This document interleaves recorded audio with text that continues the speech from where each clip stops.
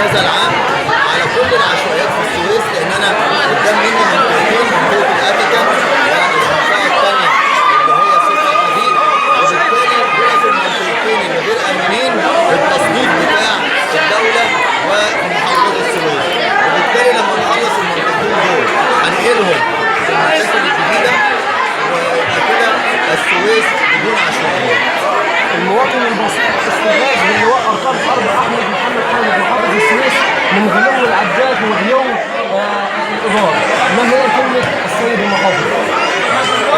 الناس ديت قدام مني في شيء من الحب والتواصل بيني وبينهم، لدرجه ان انا بفكر فيهم اكتر ما هم بيفكروا في نفسهم. انا من غير هم ما يقولوا انا بقول لهم ان انا لقيت ان العداد هيبقى غالي عليهم، وانا يمكن خلال الشهر اللي انا قعدته في السويس او الشهر ونص انا رحت لهم مرتين. رحت المدينه اللي هي مدينه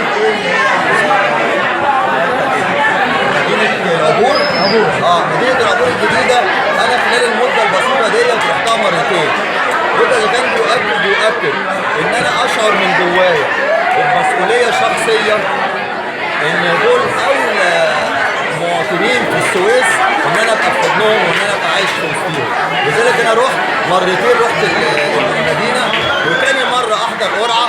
المواضيع ديت انا كنت صباط جدا في ان انا احلها، لان انا حاسس ان اكتر ناس في مواطنين السويس محتاجين ان انا امد لهم ايدي هم المواطنين دول.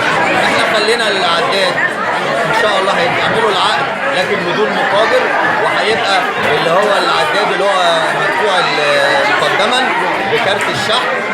لدرجه برضك ان انا عايز اقول لهم ان من ضمن العداد في 200 جنيه خط الشحن، يعني انت هتاخد كارت الشحن مشحون ب 200 جنيه مع العداد، يعني العداد وكارت الشحن ب 200 جنيه وتخفيض الايجار ل 75 جنيه. يعني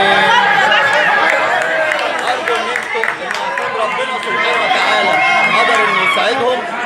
اتمنى ان ربنا سبحانه وتعالى يساعدهم اكتر واكتر. انا عايزهم يحافظوا على المدينه لان المدينه كويسه قوي، وهم عندهم دلوقتي شعور جميل ان احنا عايزين نحافظ على المكان. اتمنى ان الشعور ده يستمر، واحنا كلنا احنا بايدينا ننظف المدينه بتاعتنا، ننظفها، ما نخليش اي تصرفات تخلي المدينه منظرها يبقى وحش. مش عايزين نوصل للمدينه الا المستوى يليق بيكم، وانا بهنيكم وكل سنه وانتم طيبين. اشكرك يا فندم وبالتوفيق. الله يخليك. السلام عليكم. كلمته بيبحث الحالات بتاعتكم، هيبحث الحاله مره واثنين وثلاثه. كلمته من جديد مع مدير الاستاذه سميه. استاذه سميه مرحبا بك. انا عاوز اعرف النهارده كم وحده سكنيه نزلت في 74 وحده سكنيه، 74 اسره.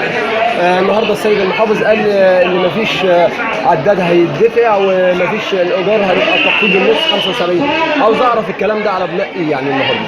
دي اللي احنا بنحددها كمحافظه، كل محافظه بتحدد طريقه التعامل على الايجار. والحقيقه جات لنا من الوزاره من مصر حته ان احنا نشيل من تكلفه العداد انها تبقى على حساب الدوله. الدوله طبعا راعت من ظروف الناس اللي في العشوائيات، حالتهم صعبه، وانه عشان يروح يتنقل على شقه بدل ما كان قاعد في عشه ولا اوضه معهوش ال 1000 جنيه اللي يدفع. تمام. فالدوله راعت ده وقالت الكهرباء من غير العداد، وكمان كانت ب 200 جنيه لغايه ما حياتهم تنقذوا، وبعد كده يستهلكوا قليل الكهرباء. والايجار؟ الايجار كنا محددينه 150 جنيه، وفعلا في ناس دفعت، ناس قليله قوي دفعوا من ال 70 على 150.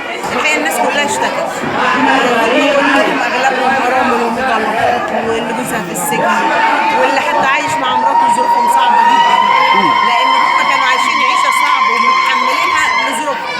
فالحقيقه سياده المحافظ اللي راعى الموضوع ده وقال ان احنا ممكن ننزل لهم النص تبقى 75 جنيه بدون مواصل. قالوا لي للناس بقى بعد الاستلام؟ هم ربنا يبارك لهم، بس يحافظوا فعلا على شققهم مع المدينه اللي هم فيها، ويعيشوا بقى حياه زيهم زي كل المصريين، وربنا يسعدهم ويوفقهم. اشكرك وربنا يجعله في ميزان حسناتك. اشكرك. شكرا.